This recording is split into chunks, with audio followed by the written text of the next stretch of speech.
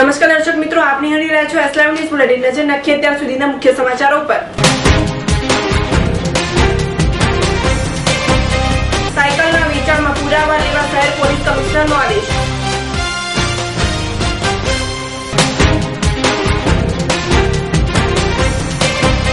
પાટણમાં પ્રેમમાં અંધ બનેલી પુત્રીએ પરિવારને પાડ્યું છે.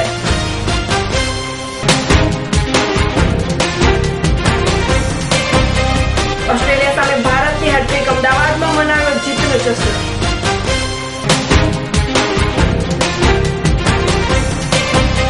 આખરે સરકાર ઝૂકી, સર્વસંમતિથી સેક્સની ઉંમર રહેશે 18 વર્ષ.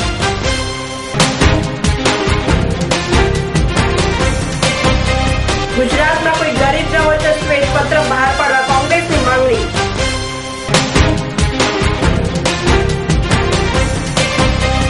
નાના શિલોડાના ખેતરમાં દેશી બોમ્બનો પ્રચંડ બ્લાસ્ટ, એક નેજા. આતંકીઓ દ્વારા બોમ્બ બ્લાસ્ટ કરીને તેમના બદ ઇરાદા પાર પાડવામાં આવી રહ્યા છે અને બ્લાસ્ટમાં સૌથી વધારે સાયકલનો ઉપયોગ કરવામાં આવે છે. જે વસ્તુને ધ્યાનમાં લઈને શહેર પોલીસ કમિશનર દ્વારા બેટરીથી ચાલતા સ્કૂટર અને સાયકલ વેચતા સમયે ખરીદદારના ઓળખના પુરાવા લઈ વેચાણ કરવા માટે આદેશ આપવામાં આવ્યો છે. આદેશ અનુસાર વેચાણ ન કરનાર વેપારીઓ સામે કાયદેસરની કાર્યવાહી પણ કરવામાં આવશે તેવી ચીમકી ઉચ્ચારવામાં આવી છે.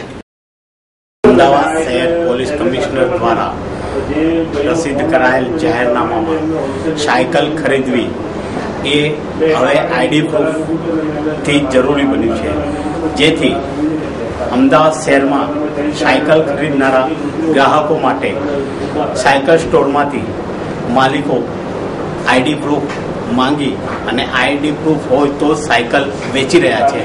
તો આવો જાણીએ.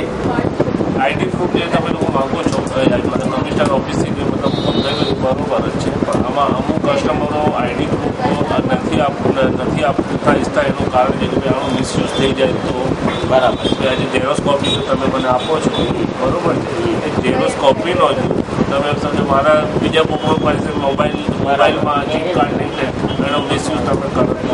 આજે આપણે અહીંયાથી ઝેરોક્સ કરાવવા માટે માણસને મોકલીએ તો મારા ઘરના માણસ, બીજી દુકાનવાળા જરૂર ને તો બધા ઘરના માણસ, એમાંથી ડબલ કોપી કઢાવડાય અને પછી સમજો કે એનો મિસયુઝ કરે તો મતલબ કે આ ગ્રાહકોના મતલબ છે તો ઘણા ગ્રાહકોને બીક બી લાગતી. કાં તો શું છે આપણું દુકાનનું નામ છે એટલે આપણને જોડે લગભગ આપણી પાસે કસ્ટમર જેન્યુન અને સારા કરે એટલે વાંધો નથી આવતો. બાકી સમજો કે ઘણા ગ્રાહકોના આ એક્સક્યુઝ હોય છે કે તમે માંગો છો આવું તો ઉપરથી મિસયુઝ બી તમે કરી શકો. સાયકલ અને બેટરીથી ચાલતા સ્કૂટર સરળતાથી મળી જતા હોવાથી વેપારીઓએ તેના વેચાણ અગાઉ પુરાવા લેવા ફરજિયાત બનશે. આ અંગે શહેર પોલીસ કમિશનર એસ કે સાયકિયા દ્વારા એક જાહેરનામું પણ બહાર પાડવામાં આવ્યું છે. પાટણ જિલ્લાના વાયડ ગામે એક જ પરિવારના 4 સભ્યોને સગી દીકરીએ તેના પ્રેમીના કહેવાથી ચા સાથે જંતુનાશક દવા આપીને મોતને ઘાટ ઉતારવાનો પ્રયાસ કરતા સમગ્ર પંથકમાં ચકચાર મચી જવા પામી છે. જેમાં 4 સભ્યોને ઝેરી અસર થતા તેમને ખાનગી હોસ્પિટલમાં સારવાર અર્થે ખસેડવામાં આવ્યા છે. સ્વજનોના માટે તેમની દીકરી મંજુલા ઠાકોર પ્રેમીને ફોર્મમાં નડતરરૂપ પરિવારજનોને પ્રેમી વિજયસિંહના કહેવાથી ઝેર આપી દીધું છે. માતા પિતા તથા 2 ભાઈઓને ઝેરી અસર થતા બેભાન થવાથી સારવાર અર્થે પાટણની હોસ્પિટલમાં ખસેડવામાં આવ્યા હતા. એમનું એવું છે કે અમારી છોકરી સવારથી ગુમ છે અને અમે જે ચા છોકરીએ બનાવી હતી એ ચા પીવાથી એમના ચારેને ચક્કરને આ વોમિટિંગને થાય છે. એટલે એમનું એલિગેશન એવું છે કે છોકરીએ ચાના અંદર કંઈક ભેળવ્યું છે એવું, પરંતુ હવે તપાસ કર્યા પછી સાચું શું છે ખબર પડશે. વાયડ ગામથી એક જ પરિવારના 4 સભ્યો પોઈઝનની અસર હેઠળ મારી હોસ્પિટલમાં આવેલા. લક્ષણોમાં એમને અચાનક ચક્કર ચાલુ થવા, ઉલટી, ઉબકા અને ચાલી નહીં શકતા એ લોકો અહીંયા લાવ્યામાં આવ્યા હતા. શંકા જતાં એમના બ્લડ રિપોર્ટ્સ કરાવવામાં આવ્યા હતા, જેમાં જંતુનાશક દવાનું પ્રમાણ જાણવા મળેલ છે. અને 4માંથી 2ની હાલત ગંભીર છે, જે અત્યારે આઈસીયુમાં છે. 2ની હાલત સ્થિર છે, પણ બધા અંડર ટ્રીટમેન્ટ છે. અને પ્રેમીને મેળવવા માટે દીકરીએ જ પોતાના પરિવારજનોનું કાળસ કાઢવાનો પ્રયાસ કર્યો છે, જે ઘટનાથી સમગ્ર પંથકમાં સનસનાટી મચી જવા પામી છે. આ અંગે પોલીસે વધુ તપાસ પણ હાથ ધરી છે.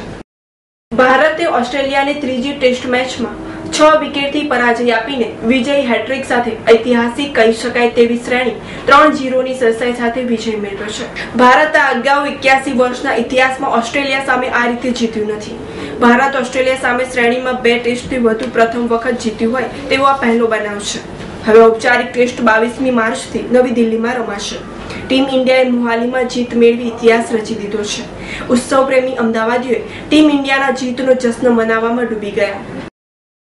आज मोहाली में क्रिकेट टीम ऑस्ट्रेलिया को जो हराकर जो विजय प्राप्त की है, मोहाली का वो ग्राउंड है कि जहां पर वर्ल्ड कप में पाकिस्तान को हराकर भारत ने सेमीफाइनल में प्रवेश किया था.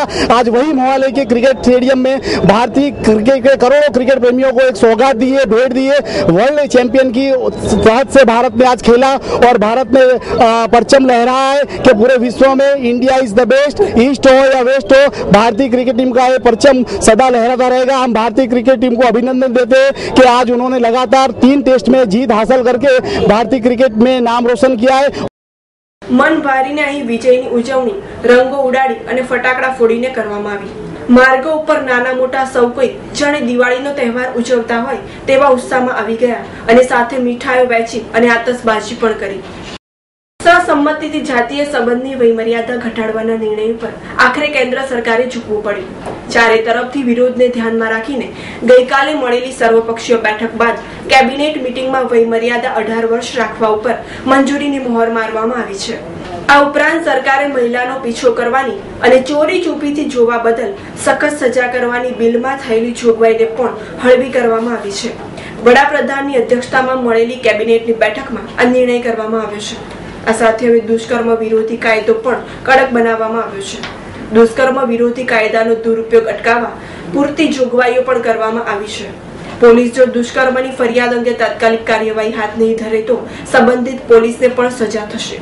દુષ્કર્મ કેસમાં આરોપીઓની ઉંમર 18 વર્ષથી ઓછી હોય તો તેને 1 વર્ષ ઓબ્ઝર્વેશન પીરિયડમાં રખાશે. જો કે ફરી દુષ્કર્મ કરશે તો તેને આકરી સજા પણ કરવામાં આવશે.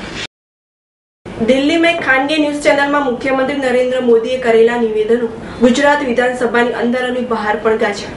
વિધાનસભામાં પ્રશ્નોત્તરી દરમિયાન વિપક્ષના સભ્યોએ મોદીએ દિલ્હીમાં કરેલા નિવેદનોનો ઉછાળવાનો પ્રયાસ કર્યો. બપોરે વિરામ બાદ વિપક્ષના સભ્યોએ વિધાનસભાની સામે ગાંધીજીની પ્રતિમા સમક્ષ જઈને ભાજપની સરકાર અસભ્ય બોલવાનું બંધ કરે અને સત્યની પ્રેરણા લે તેવી તેમને સદબુદ્ધિ ભગવાન આપે તે પ્રાર્થના પણ કરી. રાજ્યમાં કોઈ ગરીબ નથી, પરંતુ બહારના રાજ્યના ગરીબો ગુજરાતમાં આવે છે. તેના કારણે ગુજરાતમાં ગરીબી છે તેવા મુખ્યમંત્રીએ કરેલા નિવેદનને અસત્ય ગણાવતા વિપક્ષના નેતા શંકરસિંહ વાઘેલાએ જણાવ્યું હતું કે ભાજપ સરકાર આ અંગે શ્વેતપત્ર બહાર પાડે. ગુજરાતમાં ગરીબો નથી તો સરકાર ગરીબ કલ્યાણ મેળા યોજીને શા માટે કરોડોનો વ્યય કરે છે તેવો વેધક પ્રશ્ન પણ કર્યો. નાના ચિલોડાથી એપોલો હોસ્પિટલ તરફ જતા એસપી રિંગ રોડ ઉપરના કરાઈ બ્રિજ નજીકની લુબી સબમર્સિબલ પંપની ફેક્ટરી સામેના ખેતરમાં કુદરતી હાજતે જઈ રહેલા મજૂરે નજીકમાં પડેલા પાકીટમાં કોઈ કિંમતી સામાન હોવાની શંકાથી ચેક કરવા તેના ઉપર લાત મારી હતી. જો કે પર્સમાં પોટેશિયમ ક્લોરાઇડ સહિતની સ્ફોટક સામગ્રી ભરીને કાચની બોટલમાં બનાવેલો બોમ્બ હોવાથી જોરદાર ધડાકો થયો. જે અંગેની જાણ પોલીસને કરાતા નરોડા પોલીસ બોમ્બ સ્ક્વોડ અને ડોગ સ્ક્વોડ તેમજ પોલીસની તમામ એજન્સીના અધિકારીઓ સાથે દોડી આવી અને તપાસ શરૂ કરી હતી. જો કે મોડી રાત્રે પોલીસે પીપળાજના 2 યુવકોને ઝડપી પાડ્યા છે અને તેમની પૂછપરછ હાથ ધરી છે. નાના ચિલોડાથી કરાઈ પોલીસ એકેડમી તરફ જતા માર્ગ ઉપર આવેલી લુબી પંપ ફેક્ટરી નજીકના અવાવરૂ ખેતરમાં બોમ્બ પ્લાન્ટ કરનાર ઉત્તર પ્રદેશના બિમલ નામના યુવક અને તેના મિત્રએ ક્રાઇમ બ્રાન્ચની ટીમે મોડી રાત્રે ધરપકડ કરી છે. તો દર્શક મિત્રો, આ હતા અત્યાર સુધીના મુખ્ય સમાચારોની ખાસ ગતિવિધિ માટે આપ નિહાળતા રહો એસ લાઈવ ન્યૂઝ બુલેટિન. નમસ્કાર.